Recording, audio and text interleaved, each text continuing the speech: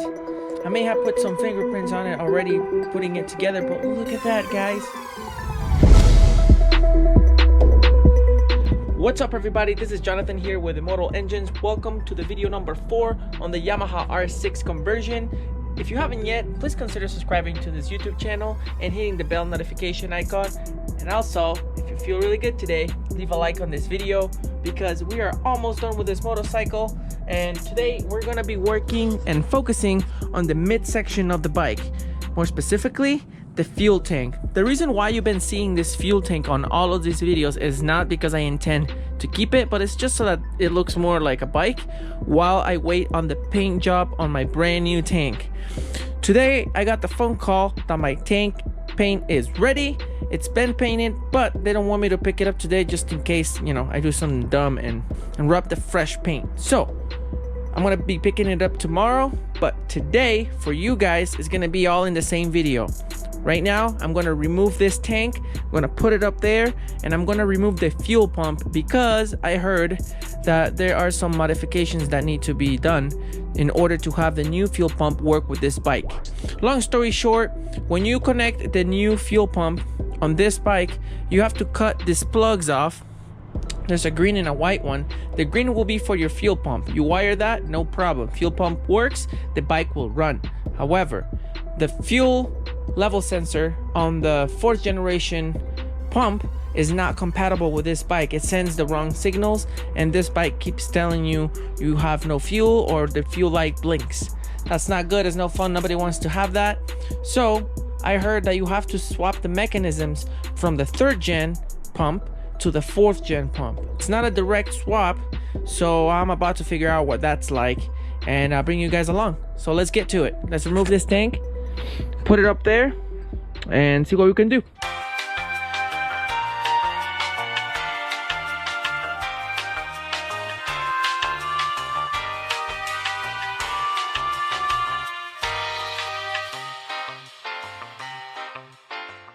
Okay guys, so I'm on the motorcycle and I wanted to show you guys something to keep in mind.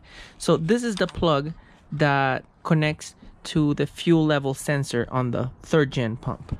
If you look closely, there's a black wire and a green one. So black wire is ground and apparently the green is the positive wire here. So if you look at that inside, the black remains on the left and the positive remains on the right.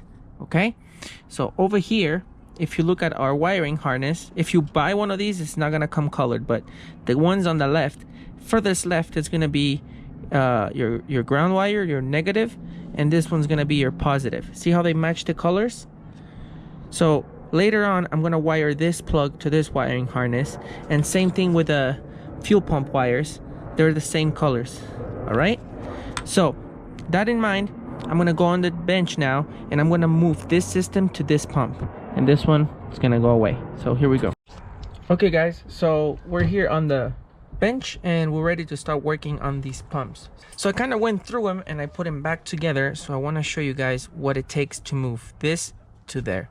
So step 1, we're gonna remove this plug right here.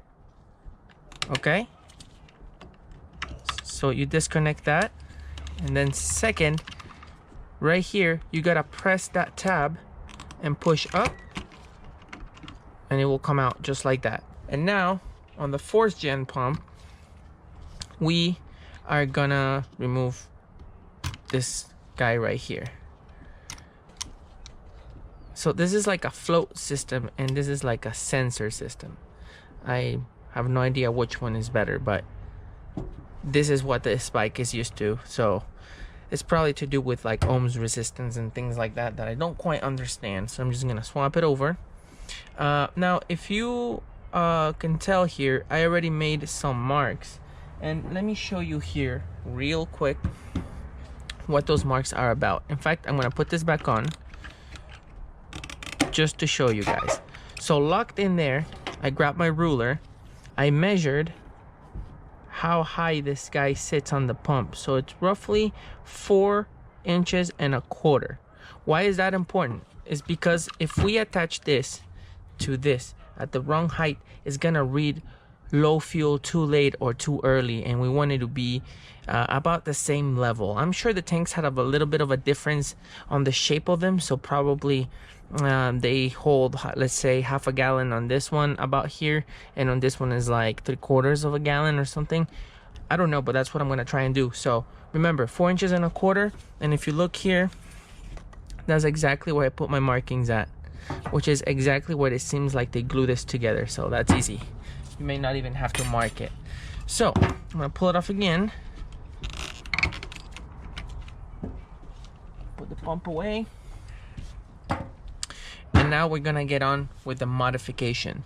So there's a few places where we can probably put this on, but because we have this bend right here, that makes things a little bit more difficult. I'm not sure what kind of stuff are in there. I'm not sure if it's just a rod or if it has other things, but we're probably gonna have to put it right here close to the edge so that bend can get through. This needs to fit on the hull of the new pump, so I'm thinking somewhere around here is the best place. However, it's not gonna be that simple because we have this stuff on the way, and again, I'm not a big fan of doing things this way, but I'm pretty sure we're gonna have to grab the Dremel and cut that out of there. We're also gonna probably have to go back here and cut that thing off. What I'm gonna do now is I'm gonna grab the Dremel and I'm probably gonna work on getting that part flat, and that is the point of no return. So if you start messing with it like that, you have to finish it. So yeah, see, it's just curious, checking other areas, but it won't be easy to rivet it anywhere. So yeah, that's our only option. Let me grab the Dremel and let's get to it.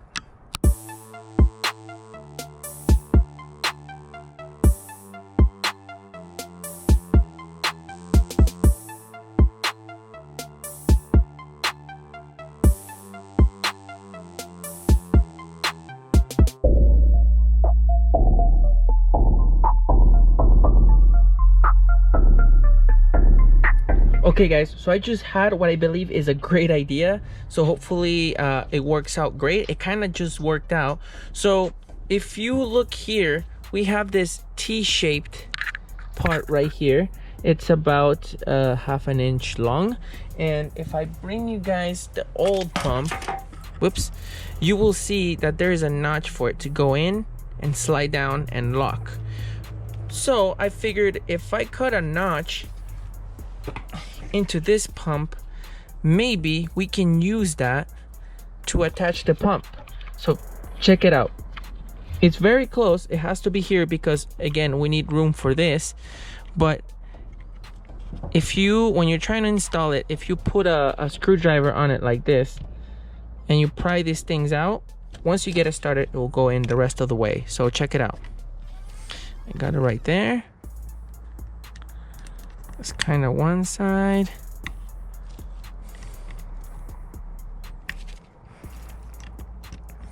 I don't know how I just got it a few minutes ago, but it only has to go in once.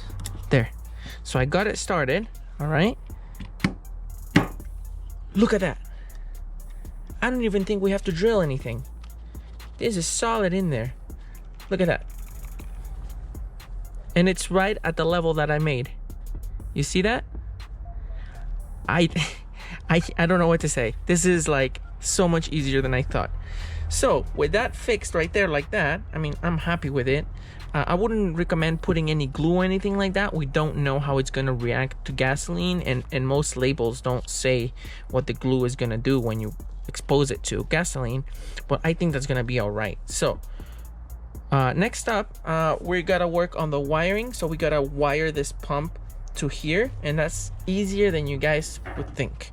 So you're gonna grab one of this. So go to your sewing bag on your wife or girlfriend or your grandma or your mom, whatever, and you're gonna insert it right here on top. So you see on this bigger part of the hole, not where it connects, but above it, you're gonna push down and then pry this way.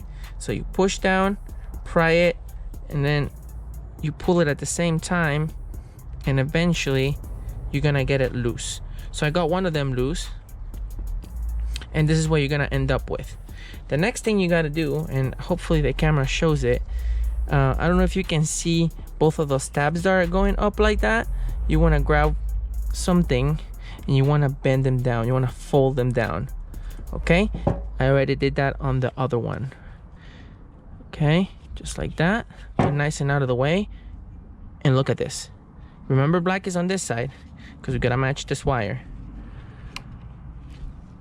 Gonna go ahead and slide it on there. If it doesn't fit one way, flip it the other way, and boom, goes in all the way. Same with this guy. Be careful not to bend it, so don't push it from the top. But look at that. We're done. That's literally it. That's everything. So I'm gonna make these wires a little bit nicer and tidier on here.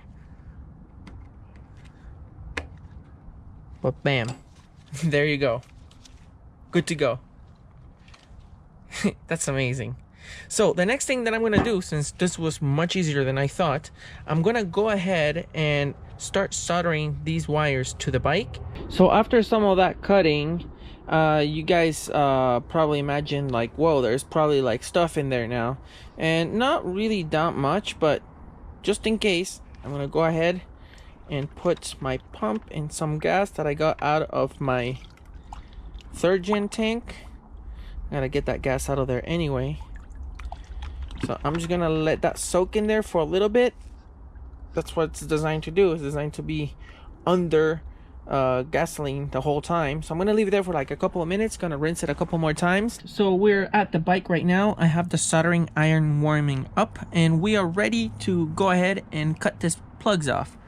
What I'm gonna do is I'm not gonna cut this plugs super short, because what I'm gonna do is I'm gonna zip tie him somewhere in here inside the bike, and I'm gonna put a little bit of tape on them, just in case in the future myself or somebody trying to put the bike back to what it used to be. I don't know why anybody would do that, but I don't need these plugs just sitting around anywhere. Might as well leave them in the bike in case somebody needs them. So we're gonna probably go about that much. Yeah, about that much. It'll give me enough room to solder, and that's enough room to put the plug back on. So about that much is good. Boom, second one is gone. So I know these are humongous, but they're the ones that I'm most comfortable with for stripping wires. And yes, I know they sell wire strippers, but I don't spend every day of my life stripping wires. Only stripping. So now I'm gonna grab my plug right here and just start soldering. So let me start with this guy over here. That's one down. The next wires should be a lot easier because they're a lot smaller. Just be careful with the black wires because they are very similar, so make sure you do it with the right group, okay? So I also overlooked the fact that you have to disconnect the battery to do this, just to be safe. And the other thing is, if you don't have this plug from an OEM bike that somebody chopped off the wiring harness for you, all these wires are gonna be black. So I probably should have done this earlier, but if we start from the left, okay, we got the negative wire for the fuel gauge, which is gonna go with that black over there, and then this green wire will be to the second one, so negative, positive. On the left side is for the fuel gauge, and the two on the right, so the far right one, this one, is gonna be your fuel pump, probably the positive, and this black one is probably gonna be the negative. The two on the right from this latch are fuel pump, and the two on the left, fuel gauge. Okay, so make sure you don't mix the black because nothing's gonna work. I mean, it might work, I don't know, I'm not sure, but just do it the right way. And just like that, we soldered all the wires. Here's a view of it before I put it away. I'm gonna go ahead and slide my heat shrinks over them and just grab the lighter and heat everything up, and we should be good to go. So before I finish the heat shrinks, I'm gonna put the battery in here, connect the pump, and hopefully we hear the pump come on and we don't see a low fuel blinking light. I think that should be good to go. So let me show you guys here. Good to go. Okay guys, so I have like this old jump starter connected to my motorcycle. I don't have the battery yet. And we have our pump that we just wired connected. So now when I turn this key, we should hear the whee of the pump going on. And we'll see what happens with the fuel gauge level thing. So here we go. Let's try it out. Hopefully we don't fry anything. Nice. Did you guys hear that? And look. So far, no fuel light. When I tried it before, it would always blink. And if you unplug a wire, it will blink. This is a great sign. Or not, because it's supposed to tell me I have no fuel since it's sitting outside. But maybe the bike needs to run for a few seconds. Or just stay on like this. I think it takes a while. The motorcycle waits for this low level to be present for a good amount of time. Otherwise, every time you lean the bike, it's going to throw a light. So probably has some kind of delay on it. So what I'm going to do is I'm just going to leave it like this for, let's see. So it's 12:58. And I'm going to leave it like this for like 5 minutes and see what happens. Okay guys, so it's 1 o'clock, literally 2 minutes after we didn't have a fuel light and we turned the bike on. And look at that. We have a fuel light. So what this confirms is that we did everything correctly. There is no fuel, but the bike has a delay. Apparently it's a 2-minute delay from the moment it knows it doesn't have any more fuel or it's getting low on fuel until it tells you about it. Because think about it, if it was instant, every time you will get into a corner and you were getting a little bit low on fuel, maybe half a tank, it will start throwing you a light and then it will go away and it would throw a light, and that would be really annoying. So I could see why they will put a delay on it. But once again, that light will come on immediately when I wired it to the original float system that this pump had, and it will just start blinking. It will be really annoying, like there will be something wrong. So definitely don't try it with the other one because it does not work, and hopefully it doesn't fry anything like it didn't to me. But maybe if you leave it long enough, it will overheat an electronic. But anyway, everything is working. I'm just gonna heat this up. I'm gonna zip tie those plugs that I already don't know where I put. Where did I put the plugs? Anyway, I will find them. I will zip tie the plugs to here. I would finish up this wiring. I'm gonna wrap it up, make it really nice, and we're good to go. We're waiting for the tank, so hopefully in the next shot I will have the tank. So here we go. The day has finally come. We finally have the tank for our Yamaha R6. I just got it back from the paint job, and look at that. I'm just kidding. Let's not delay it anymore, and let me show you the tank. Here, check it out. And here is the tank, everybody. Look at that paint. I may have put some fingerprints on it already putting it together, but look at that, guys. This piece used to be silver and the tank used to be black. Now, if you want to see what it used to look like before, check this out. Yeah, I know. It had scratches on it, a couple of dings and dents, but wow, they did an amazing job. I've never had paint this new. Beautiful. So what we're gonna do next is I'm gonna go ahead and install the fuel pump on the tank. I don't even know how I'm gonna do that because I have to put it upside down and I literally don't want to set it anywhere. So I think I'm gonna go inside and probably put it on the bed, or maybe I do it up there. I'll figure it out, but we're gonna get that pump installed so that we can put the tank on our bike. Let's go. Oh boy, I can tell right now that this is about to get really frustrating. So I was trying to insert my fuel pump the way I showed you guys how to modify it, and when I try to slide it in, this guy's in the way. The pump in itself just barely fits. So I'm not giving up just yet. I had an idea, so I loosened up this wire a little bit. It's got a couple of loops right here, so I loosened one loop so it will let it hang around. And what I'm gonna try is I'm gonna insert this first like so, then the pump like so, and then I'm gonna try and slide it back in there, and I'll never take it off again. So yeah, one thing I noticed is that on the place where I cut the notch right here, we need those guys to be slightly open so that we can start this easily, because from the outside I can pry it with a screwdriver and it's not working out so well if I just want to do it. If you can see, it's colliding. So what I'm gonna do, it's a little bit crazy, but I'm gonna try and bend that plastic just a little bit. So I'm gonna warm it up, and then I'm gonna grab my screwdriver and I'm gonna try and bend it out a tiny bit. I don't need that much, I just needed to help start it. All right, so okay, yeah, that wants to start much more easily. So let's try it again. My heart's racing, guys, because I gotta figure this out for you. So I think if I grab it from here without pinching the wire,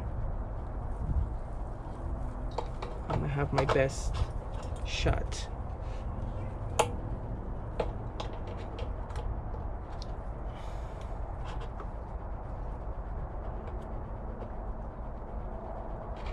Whoa, I think I got it started. Yeah. I think I got it, guys.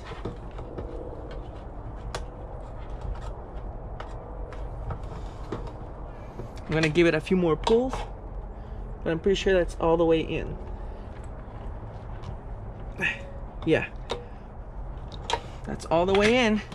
And if you're thinking, hey, is it not gonna fall out? Well, it will be held by gravity, if anything, because this is upside down. It could fall back down, but once you have it on the bike, it's always gonna have gravity pushing it down. So look at that, we did it. Whew. Okay, I was terrified about that part. Thank God it's over.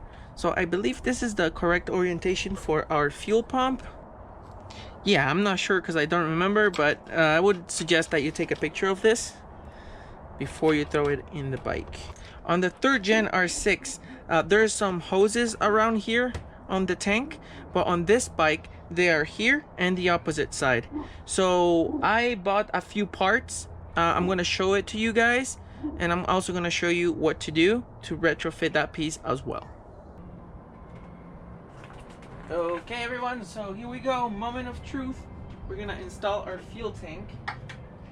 This is actually the first time I have this fuel tank on ever. Not even I didn't have all the parts with me when I took it to paint. It took about a week, but here we go. Ooh, that is good. Okay guys, so a couple of things. I'm gonna leave a link in the video description of where to buy this really nice, flexible and good quality hose. It's about 3 feet long advertised, but mine came in at 3.5 feet, which is good. And I bought these fittings at an auto parts store. I believe these are for vacuum lines, so you have a few different sizes here. I'm pretty sure we have one in here that will fit this hose. I believe that we're going to use the 1/4 inch one. This is a 1/4 inch hose. So what do we need a hose for? Well, on the other R6, the vent hoses and the overflow hose clips right here, but on this bike they are way up there. You see that? So what we're gonna do is we're gonna extend the line down here and we're gonna connect it directly. I think maybe on this side, on this hose, this is the throttle side of the bike.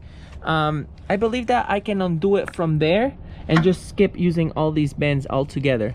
I believe it will actually be a shorter route. It will be going up straight, and that should be good. So I'm gonna go ahead and put you guys over here, and I'm gonna disconnect this line. May have to take the tank off again, but I'm gonna disconnect this line, put the new one in. And for the other one, I don't think that we can take it off from anywhere, so you're just gonna have to use one of those connectors and go straight here.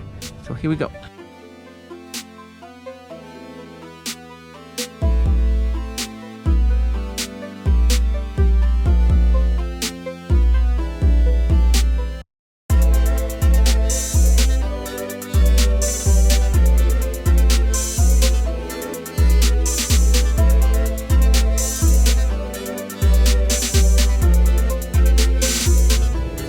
Okay guys, so I had that hose inserted in there. I hope that it showed pretty well on the video. So right now I'm gonna install the tank again so we know how long we need this hose to be. And now we're gonna check how long we need our hose to be. So the line is about here or up here. Okay, so you want to leave enough hose so that it will stay up like that. Okay, and it looks like, yeah, so what I'm gonna do is I'm gonna go to where the tank is all the way up to where it bumps, and I'm gonna cut it so that it fits right there. And yeah, that's plenty hose going on the way down. Okay, so I already checked out the hose and all I have is scissors. Sorry, I'm gonna go ahead and cut this just like that. Well guys, I work on generators all the time and I actually have a bunch of these that sometimes I don't use, so I'm not sure if it's gonna grab onto anything, but we'll give it a shot. So sorry you can't see this part, I'll show you after I put it on. Here, check it out. That's what it looks like in there. Now I'm gonna go to the other side, and we can connect the tank and just get this bike finished. Once again, I'm gonna do the same thing on this side. I'm gonna go ahead and connect my line to this one.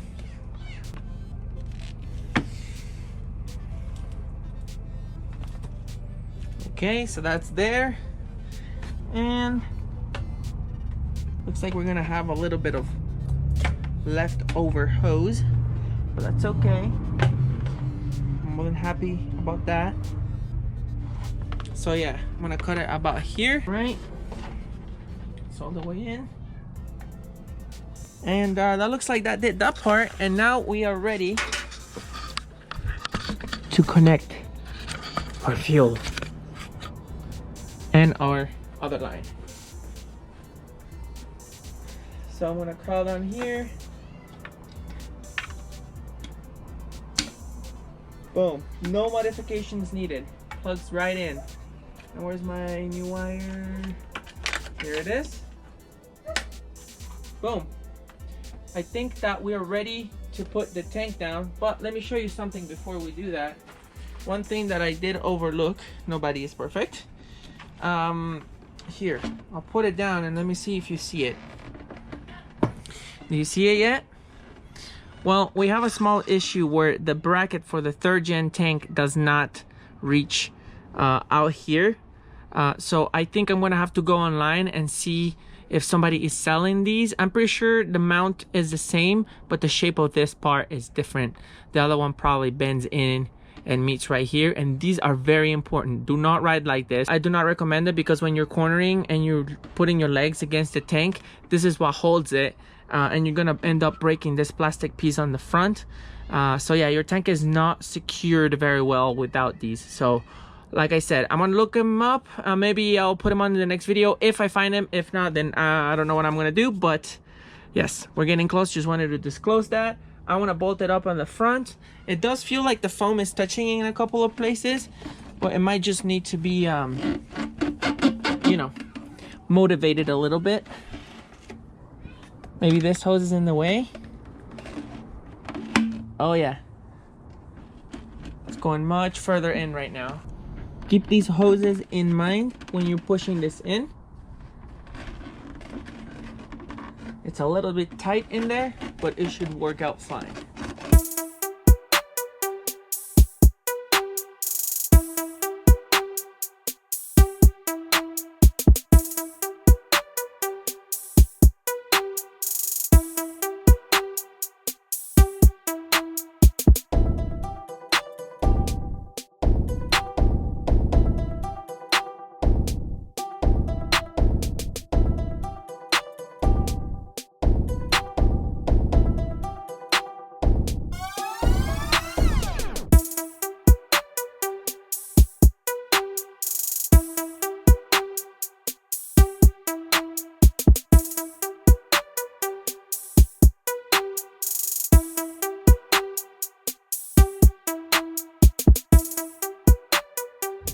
Look at that, guys. So she's almost ready to go. And right now with you guys right here, I don't care if it makes the video longer, I'm gonna go ahead and fuel up the bike and see if she will start. So the tank is 100% empty. Let's put some fuel in her.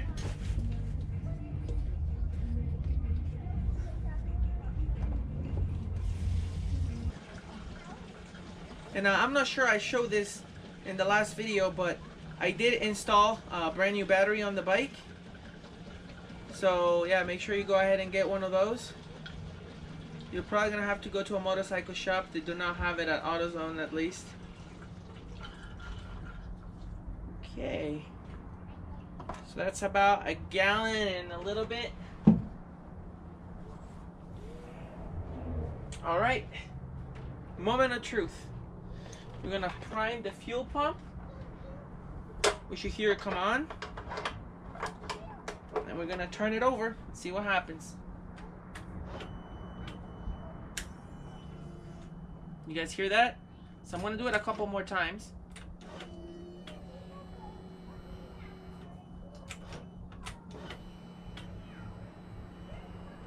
All right, here we go.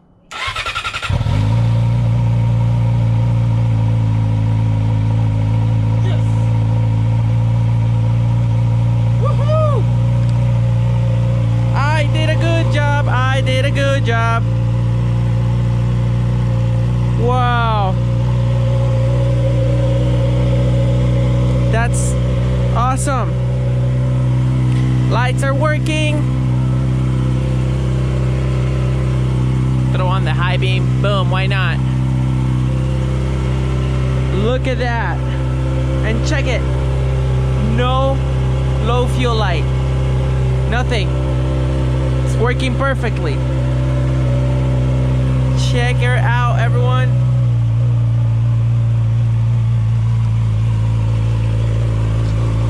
So I'm just gonna leave it running. I don't want to turn it off at all. I'm so happy. The one thing I'm not sure how I feel about is that gap that you can see under the tank. I wonder if I'm missing something, maybe a piece of foam, or if it's supposed to be like that. And the other thing I don't like is how this is silver. So I'm probably gonna pull this off in the next video, and I'm gonna just spray paint it black so it just kind of disappears, because I don't, who wants to see that? Why, Yamaha, why? You're so good at making bikes. So on the next video, guys, we're gonna do the final touches. I have the emblems on the way. By the way, fuel light's still not on. Sweet. So yeah, I'm waiting on the emblems to come. Hopefully they come tomorrow, and we're gonna do a final touches, maybe a couple of mods on the bike that you guys might get a kick out of. So yeah, that should be it. We're getting really close. I mean, the bike is already put together, it's running, all the lights work. So as you guys can see, everything is possible. Don't just listen to the people that say, oh, it's not possible, it's too much work. Everything is